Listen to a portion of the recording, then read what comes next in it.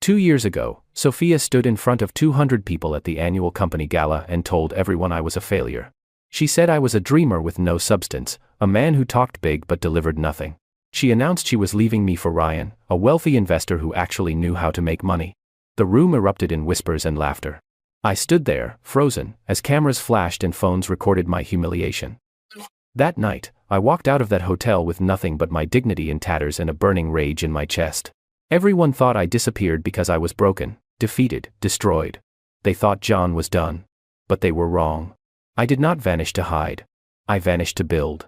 For 2 years, I worked in silence, pouring every ounce of my pain into creating something extraordinary. I lived in a tiny apartment, survived on instant noodles, and coded for 18 hours a day. I had no social life, no distractions, no mercy for myself. Every rejection I had faced, every insult Sophia threw at me, every laugh from that crowd became fuel. My breakthrough came faster than I expected. Within 8 months, my app caught the attention of major tech investors. Within a year, I had my own company. Within 2 years, I became a self-made billionaire. Not million. Billion. My face was on magazine covers. My name was mentioned in the same breath as the greatest entrepreneurs of our generation. But I kept a low profile, operating under a business alias. No one from my old life knew that John, the failure, had become J.K. Sterling, the man everyone wanted to meet. And now, I was back. Not to beg for acceptance. Not to prove anything to anyone. I was back because I had business to handle in this city. But fate had other plans. The tech conference I was attending as the keynote speaker happened to be sponsored by my own company. And sitting in the third row, her face drained of color, her mouth slightly open in shock, was Sophia. Next to her was Ryan, looking uncomfortable in his expensive suit. They had no idea the man on stage, the billionaire everyone was applauding, was the same man they had destroyed 2 years ago. I smiled. This was going to be interesting. Let me take you back to where it all started. 3 years before that horrible night, I was a 26-year-old entrepreneur with more dreams than dollars. I had ideas, passion, and an unshakable belief that I could build something meaningful. I attended every startup event, every networking mixer, every pitch competition I could find. That is where I met Sophia. It was a spring evening at a downtown innovation summit. She walked into the room like she owned it, confident, beautiful, and sharp. She wore a black dress that was professional yet striking, and when she spoke during the panel discussion, everyone listened. She talked about the future of business, about taking risks, about believing in vision over immediate profit. I was captivated. After the panel, I approached her. My hands were sweating, my voice probably shook a little, but I introduced myself anyway. I told her about my app idea, a platform that could revolutionize how small businesses manage their operations. She listened intently, asked smart questions, and then said something I would never forget. She said, "John, you have something special. Most people talk. You actually think." I felt like I had won the lottery. We exchanged numbers, and within a week, we met for coffee. That coffee turned into dinner. Dinner turned into late-night brainstorming sessions at my cramped apartment. She was working in corporate marketing at the time, but she said my passion inspired her. Within 3 months, we were dating. Within 6 months, she quit her job to help me build my startup. We became partners in every sense of the word. Sophia was incredible in the beginning. She handled marketing, investor pitches, networking, all the things I was not good at. I was the creative mind. She was the business strategist. We were supposed to be unstoppable. I loved her deeply. I loved the way she challenged me, the way she pushed me to think bigger. I loved waking up next to her and talking about our future. We talked about getting married, buying a house, building an empire together. I gave her everything I had. I worked day and night to make our startup successful. But as months passed, cracks started to show. My first product launch failed. The app had bugs, the marketing did not reach enough people, and we barely made any sales. I went back to the drawing board, determined to fix it. But Sophia started to change. She became distant, critical, impatient. She stopped celebrating small wins and only focused on what was going wrong. Then Ryan entered the picture. He was a venture capitalist who had made his fortune investing in tech startups. He was older, polished, and wealthy. He attended one of our pitch events and showed interest in our company. Sophia was thrilled. She said this was our big break. But I noticed something else. I noticed the way she laughed at his jokes a little too hard. I noticed the way she dressed up more carefully on days we were meeting him. I noticed the way she started comparing me to him. "John, why can't you be more confident like Ryan?" "John, Ryan would have closed that deal already." "John, maybe you should let someone else handle the business side." At first, I brushed it off.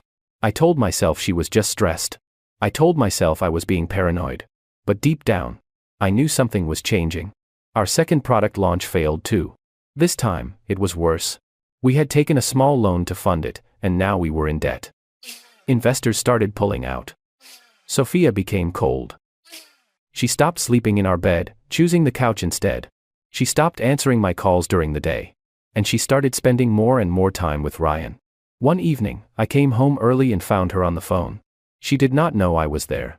I heard her say, "Ryan, I cannot do this anymore. John is dragging me down. I have given him 2 years, and we have nothing to show for it. I need to think about my future." My heart shattered.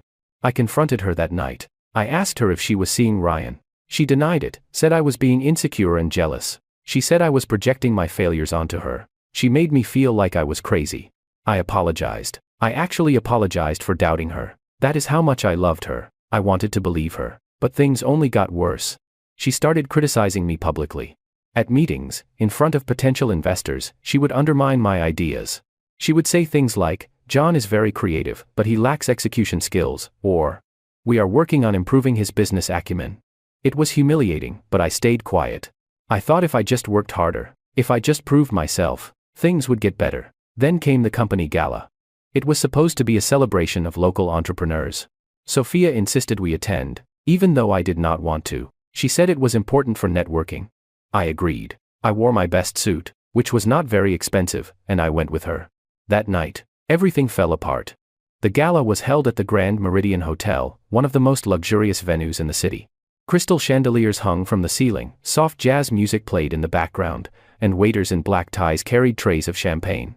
Everyone who was anyone in the business world was there. I felt out of place immediately.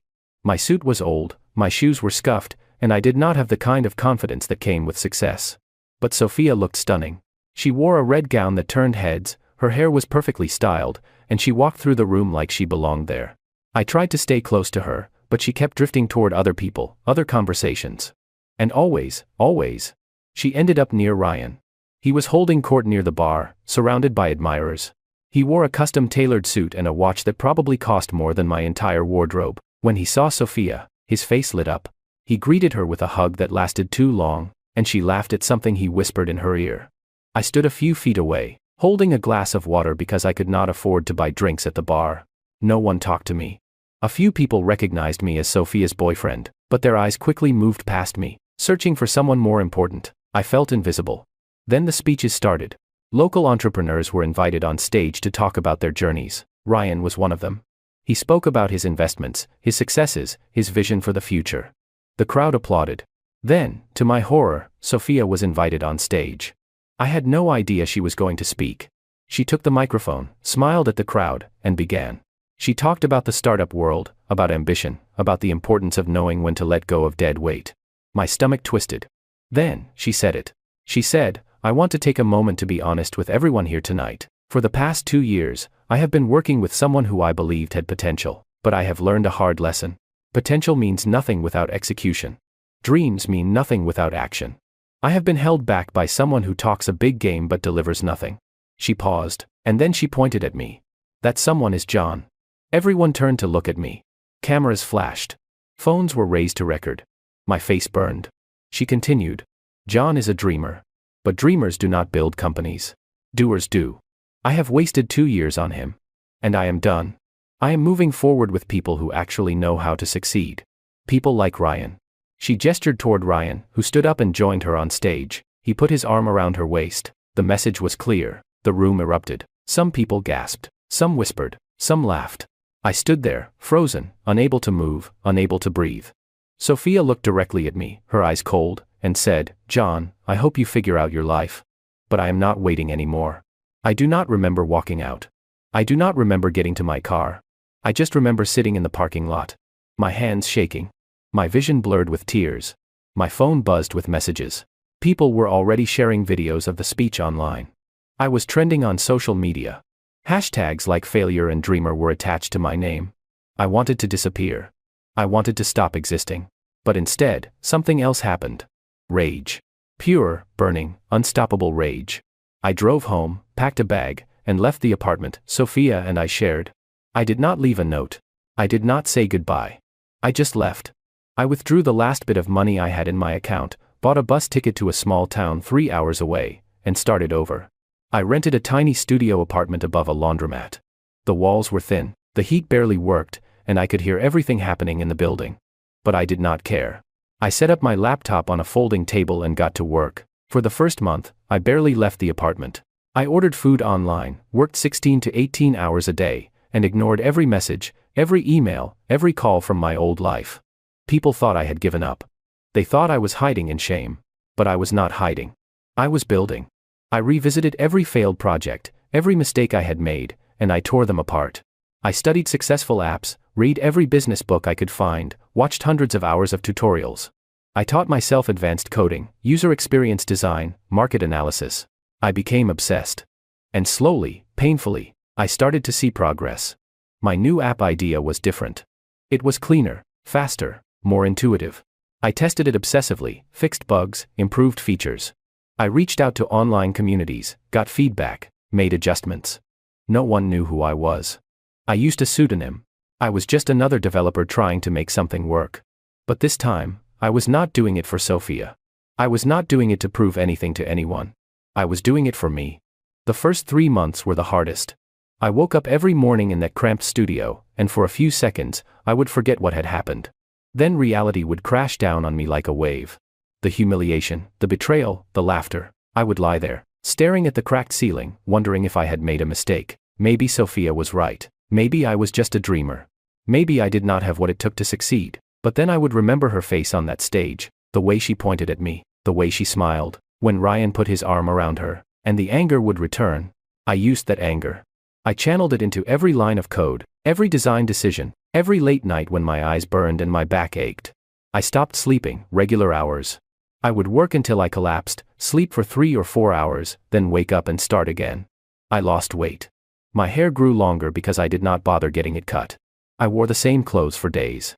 I looked like a mess, but I did not care. No one was watching anyway. The loneliness was crushing. I had no friends in this town. I did not talk to anyone except the delivery drivers who brought my food. My phone stayed silent. At first, a few people from my old life tried to reach me. Old colleagues, acquaintances, even my younger brother. But I ignored them all. I could not face their pity or their judgment. I knew what they thought. They thought I was broken. They thought Sophia had destroyed me. Maybe she had. But I was rebuilding myself piece by piece. Some nights were worse than others. I would find myself scrolling through social media, torturing myself with updates from Sophia's life. She posted photos with Ryan constantly. Fancy dinners, luxury vacations, business events. She looked happy. She looked successful. And I was alone in a studio apartment that smelled like detergent from the laundromat below. I wondered if I was fooling myself. What if this app failed too? What if I spent months building something that no one wanted? What if I ended up broke, alone, and even more humiliated than before? The doubt crept in during the quiet moments, usually around 3 or 4 in the morning when exhaustion made my mind vulnerable. But I kept going. I had nothing else. This app was my lifeline, my only shot at redemption. I poured everything into it. My savings dwindled. I was down to my last few $100s. I ate cheap ramen and crackers. I turned off the heat to save money and wore layers of clothes instead. I was living like a homeless person, but I refused to give up. Then, 5 months after I left, something changed. I posted my app on a developer forum, asking for feedback. I expected a few polite comments, maybe some constructive criticism. Instead, I got dozens of responses. People loved it. They said it was intuitive, powerful, exactly what small businesses needed. One user said it was the best operations management tool they had ever seen. My hands shook as I read the comments. For the first time in months, I felt hope. Real hope. I spent the next 2 weeks refining the app based on the feedback. I added features, improved the interface, fixed minor bugs. Then I launched a beta version and offered it for free to a small group of users. Within days, I had 200 sign-ups. Within 2 weeks, I had 1,000. People were not just using it. They were recommending it to others. Word spread quickly in online business communities. I started getting emails from small business owners thanking me, telling me how much time and money my app was saving them. Some offered to pay for premium features. I had not even thought about monetization yet, but suddenly, I saw the potential. I created a premium tier with advanced features and set a reasonable monthly price. Within the first week, 50 users upgraded. That was enough to cover my rent and food. Within a month, 500 users had upgraded. I was making more money than I ever had with Sophia. But I did not celebrate.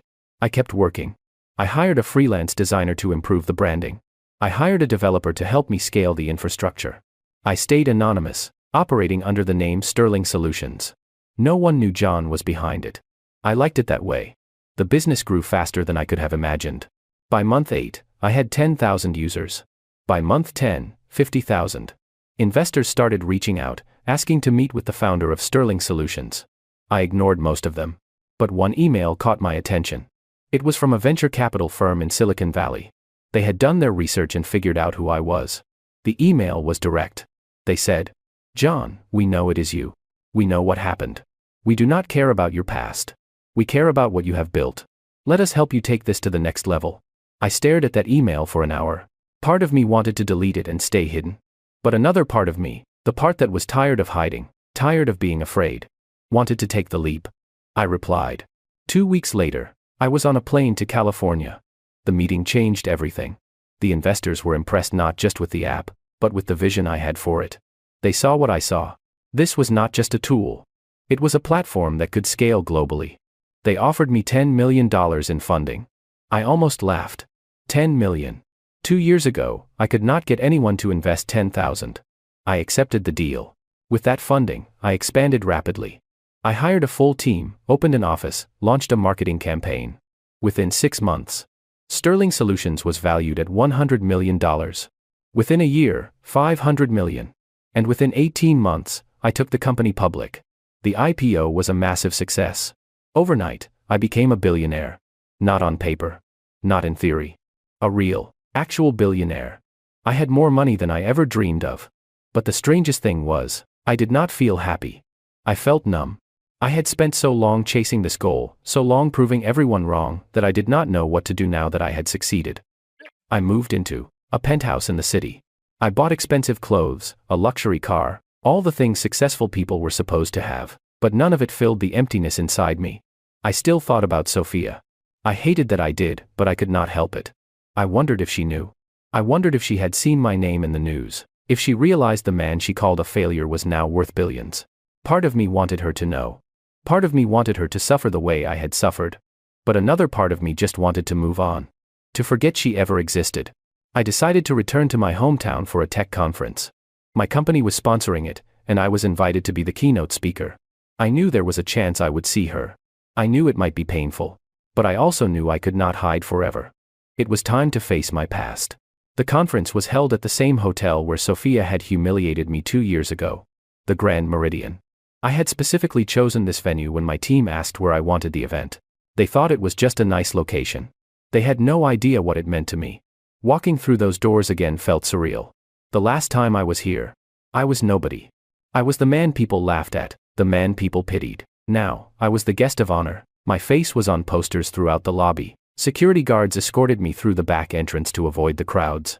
Reporters waited outside, hoping for an interview. I was wearing a custom-tailored navy suit, Italian leather shoes, and a watch that cost more than my old car. I looked the part. I felt the part. But inside, I was still that broken man from 2 years ago. The conference hall was packed. Over 1,000 people had registered to attend. Entrepreneurs, investors, journalists, students. Everyone who mattered in the tech world was here. I stood backstage, waiting for my introduction. My heart pounded. I told myself it was just nerves, but I knew better. I was looking for her. And then I saw her. Sophia was sitting in the third row, right side, next to Ryan. She wore a pale blue dress, and her hair was styled perfectly. She looked exactly the same, maybe even more polished. Ryan sat beside her, scrolling through his phone, looking bored. They had no idea. I was the keynote speaker. The conference organizers had kept my identity under wraps, building suspense. The audience only knew that J.K. Sterling, the billionaire founder of Sterling Solutions, would be speaking. They did not know J.K. Sterling was John. The host walked on stage and began the introduction. She talked about my company, my success, my impact on the industry. The audience applauded. Sophia clapped politely, still unaware. Then the host said, "Please welcome to the stage, J.K. Sterling, also known as John Matthews. The room erupted in applause. I walked on stage, and the spotlight hit me. For a moment, I was blinded. But then my eyes adjusted, and I looked directly at Sophia. Her face went white. Her mouth opened slightly. Her hands froze mid-clap. Ryan looked confused, then shocked. I smiled. Not a friendly smile. A knowing smile.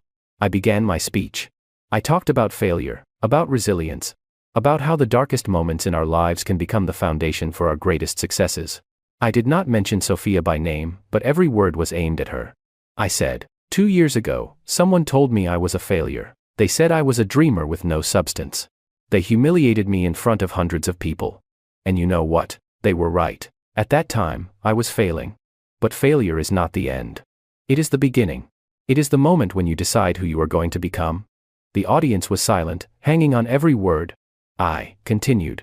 I could have let that moment destroy me. I could have believed what they said and given up. But instead, I used it. I used the pain, the anger, the humiliation, and I built something extraordinary.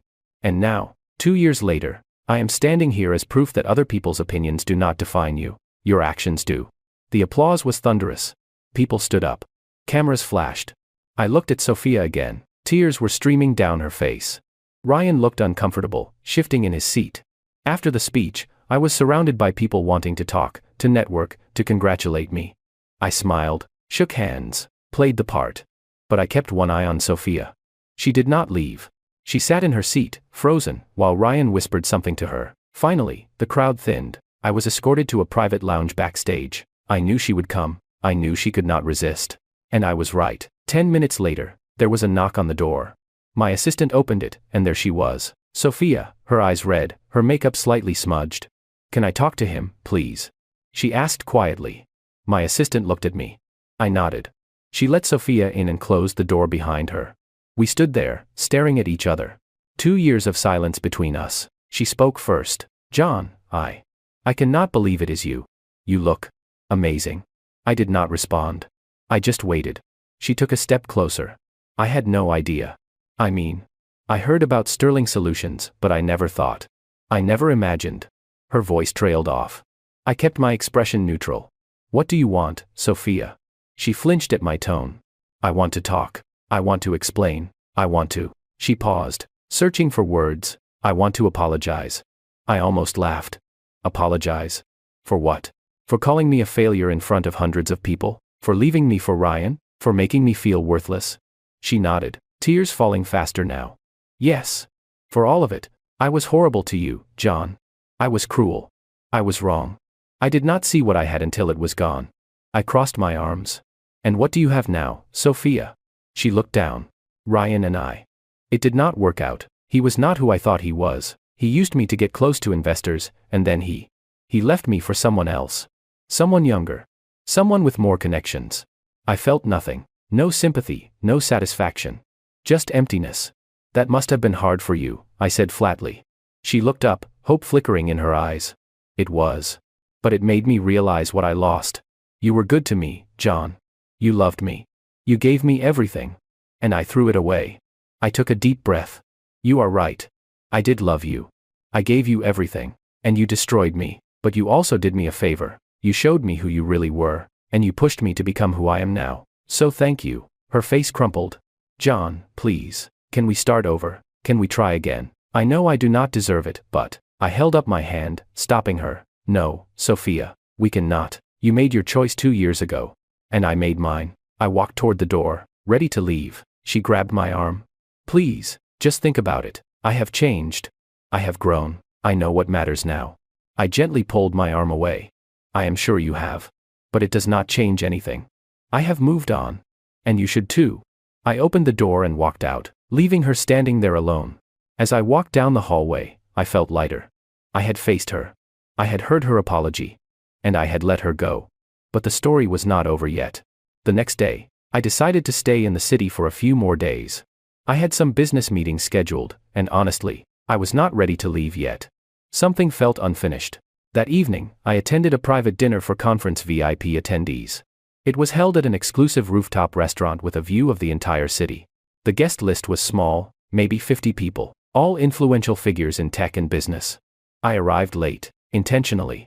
I did not want to spend more time than necessary making small talk. But as I walked in, I noticed her immediately. Not Sophia. Someone else. She was standing near the floor-to-ceiling windows, holding a glass of wine. Looking out at the city lights, she had dark hair pulled into a loose bun, and she wore a simple black dress that was elegant without trying too hard. Something about her seemed familiar, but I could not place it. I walked over to the bar, ordered a drink, and tried not to stare. But she turned around, and our eyes met. She smiled, a warm, genuine smile, and walked over. "John Matthews, right?" she said, extending her hand. "Or should I say J.K. Sterling?" I shook her hand. "Just John is fine." She laughed softly. "I am Deborah. Deborah Chen. We actually went to college together.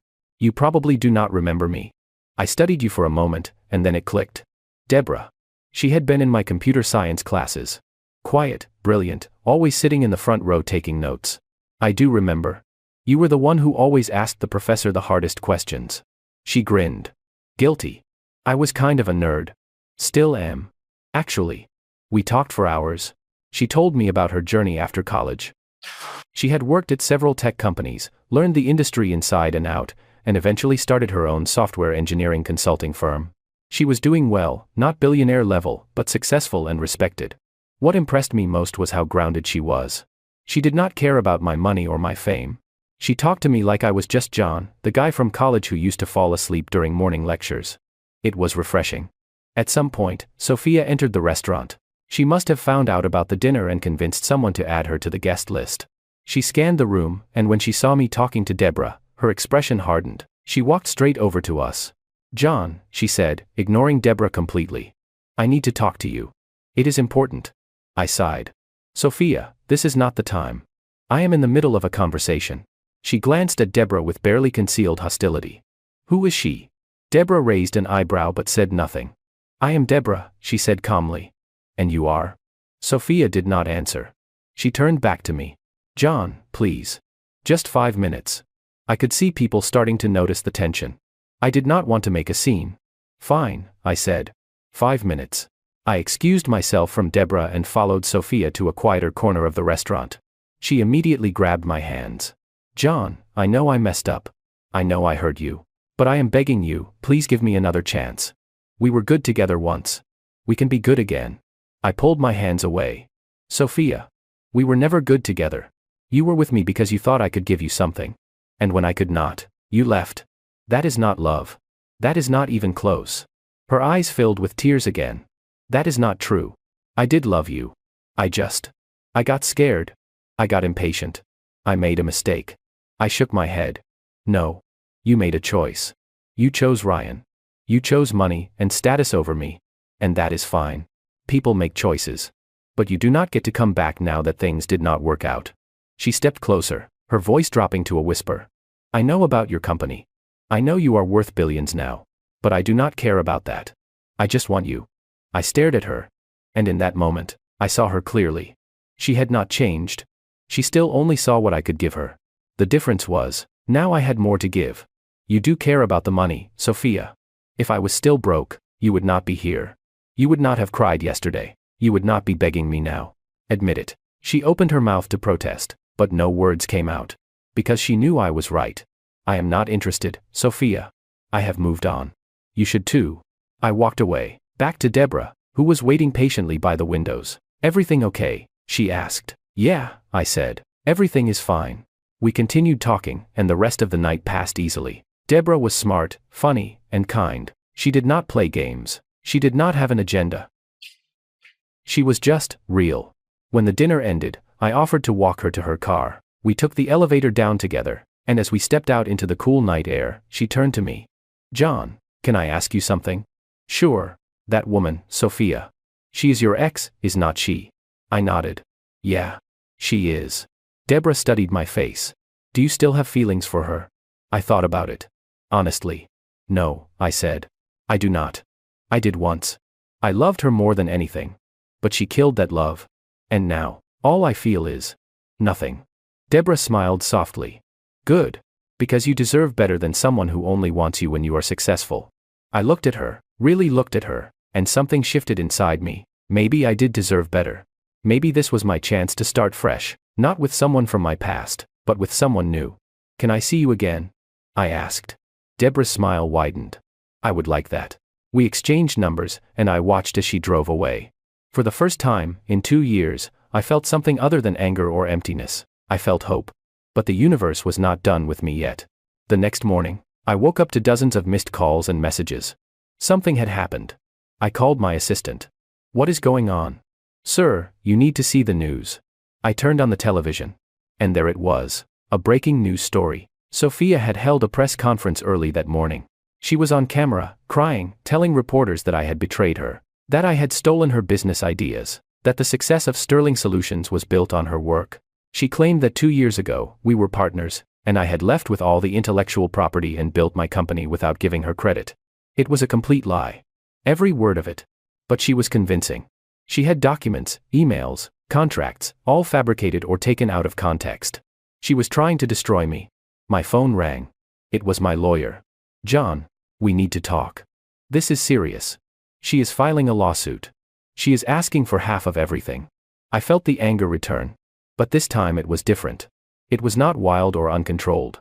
It was cold and calculated. If Sophia wanted a war, I would give her one, and I would win. The lawsuit became the biggest story in the business world. Sophia versus John. The ex-girlfriend versus the billionaire. The media could not get enough of it. Reporters camped outside my office, my home, everywhere I went. Sophia played the victim perfectly. She gave tearful interviews, posted on social media about how I had used her and discarded her. She painted herself as the brilliant mind behind Sterling Solutions, the woman who had been erased from history. Public opinion was split.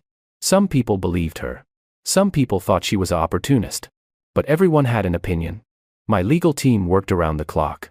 We gathered evidence, witness statements, time-stamped files, everything that proved I had built Sterling Solutions entirely on my own after leaving her. We had records showing that I had developed the app months after our breakup, in a different city, with no contact with Sophia. We had testimony from my early beta users, my first employees, my investors. The truth was on my side. But the court of public opinion did not care about truth. It cared about drama. During this time, Deborah stood by me. We had only known each other for a few weeks, but she never wavered. She did not ask me for explanations or reassurances. She just believed me. One evening, after a particularly brutal day of depositions, I sat in my penthouse, exhausted. Deborah came over with takeout food. We ate in silence for a while, and then she said something I will never forget. John, no matter what happens, you have already won. I looked at her, confused. What do you mean? She smiled. You survived. You rebuilt yourself. You created something amazing. Even if she takes half your money, even if she damages your reputation, she cannot take away what you have become. No one can. Her words broke something inside me. All the anger, all the bitterness, all the need for revenge, it started to crumble. She was right. I had already won. The trial date was set for 3 months later. But 2 weeks before the trial, something unexpected happened. Ryan came forward. He contacted my legal team and offered to testify on my behalf. At first, I thought it was a trick. But he insisted on meeting me in person. We met at a neutral location, a coffee shop downtown. He looked different than I remembered. Tired. Worn down. He sat across from me and got straight to the point. I know you have no reason to trust me, but I need to tell you the truth. Sophia is lying. I listened. He continued. 2 years ago, when she left you, she came to me with a proposal. She said you had ideas but no execution skills. She wanted me to invest in a new company with her. Using your concepts. I was interested, so I agreed. But she had nothing. No real plans. No intellectual property. Nothing. It became clear pretty quickly that she had been exaggerating. When I realized she could not deliver, I ended things with her. That is when she started this vendetta against you. Why are you telling me this now? I asked. He looked down at his hands. Because she is doing the same thing to me. She filed a separate lawsuit against me last week, claiming I owe her money for ideas she gave me. It is the same pattern. She burns through people and then sues them when they move on. I need this to stop. He agreed to provide emails, text messages, recorded conversations. Everything that proved Sophia had lied about our partnership and her contributions. With Ryan's testimony, the case fell apart. Sophia's lawyers tried to salvage it, but the evidence was overwhelming. On the day of the trial, the judge reviewed the evidence and dismissed the case within 2 hours. Sophia was ordered to pay my legal fees and issue a public apology. She sat in the courtroom, stone-faced, as the verdict was read. She did not cry. She did not argue. She just stood up and walked out. I never saw her again after that day. I heard through mutual acquaintances that she left the city, moved to another state, and tried to start over. I did not follow her story. I did not care. The public apology came a week later. It was brief. Posted on her social media accounts. She admitted that she had fabricated evidence and misrepresented our relationship. She did not sound sorry. She sounded defeated. But it was over. Finally, it was over. In the months that followed, my relationship with Deborah deepened. We traveled together, worked on projects together, built a life together. She never asked me to change or to prove myself. She loved me for who I was, not for what I had accomplished. 1 year after the trial, I proposed to her. Not at a fancy restaurant or a grand event. Just the two of us. On a quiet beach at sunset. I did not have elaborate speech prepared. I just looked at her and said, "You are the best thing that ever happened to me. Will you marry me?" She said yes. We got married 6 months later in a small ceremony with close friends and family. No media, no spectacle, just love. Samuel was my best man. He gave a speech about how far I had come. How proud he was, how he always knew I would make it. My younger brother was there too, tears in his eyes, telling me he never doubted me. It was the happiest day of my life. As for my company, Sterling Solutions continued to grow. We expanded into new markets, launched new products, and became one of the most successful tech companies in the world. But I also started using my wealth for good. I created a foundation that provided funding and mentorship for young entrepreneurs who had been rejected or overlooked. I wanted to help people like me, people who had great ideas but no resources. I funded scholarships, business incubators, and community programs. I met with struggling founders and shared my story. I told them that failure is not the end. That rejection is not the final word. That they could rise from the ashes and build something extraordinary. One day, I received a letter. It was handwritten, no return address. I almost threw it away, but something made me open it. It was from Sophia. The letter was short. She wrote, "John, I know I have no right to contact you. I know you probably hate me, and you should. I destroyed the best thing I ever had. I was selfish, cruel, and blind. I do not expect forgiveness. I just wanted you to know that I see now what I could not see then. You were always enough. You were always more than enough. I was the one who was not. I hope you are happy. I hope you found someone who sees your worth. You deserve that." I read the letter twice, then folded it and put it in a drawer. I did not respond. There was nothing left to say. Deborah walked into the room and wrapped her arms around me. "What was that?" she asked. "Just something from the past," I said. "It does not matter anymore." She kissed my cheek. "Good. Because the future is so much better." She was right. The future was better. I had built a life I was proud of. I had a wife I loved. I had a purpose that mattered. And I had learned the most important lesson of all. That other people's opinions, their betrayals, their cruelty, none of it defines you. You define yourself. By your choices, your resilience, your refusal to give up. Sophia told everyone I was a failure. And maybe, in that moment, I was. But I did not stay that way. I left for 2 years. And I came back a self-made billionaire. Not because I wanted revenge. Not because I wanted to prove her wrong. But because I refused to let her words become my reality. And that is the greatest victory of all.